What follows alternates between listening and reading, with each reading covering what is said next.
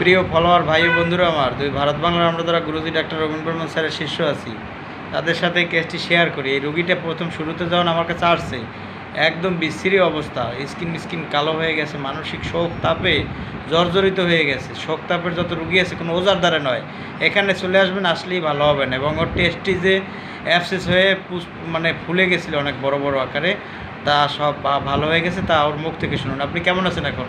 ভালো আছি, এখন অনেক ভালো আছি। আমি সুস্থ। ঔষধ খাওয়ার পরে দীর্ঘদিন আপনার সাথে পরিচয় নেই, সারের সাথে পরিচয় আমার 20-25 বছর আগে হতে।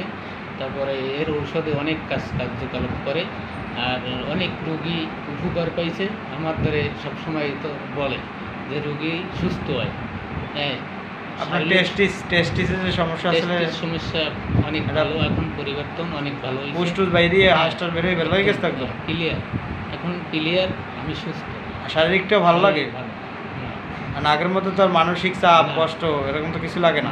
লাগে না। শুনলেন ওর মুখ থেকে, কারণ ওর 21টা অপশন লিখেছিলাম, লিখে ওষুধ দেওয়ার পরে ভালো হয়ে গেছে। এটাই আমরা চাই। তবে ওষুধ দেওয়া ছিল এনএম। তো ধন্যবাদ সকলে, সবাই ভালো থাকবেন।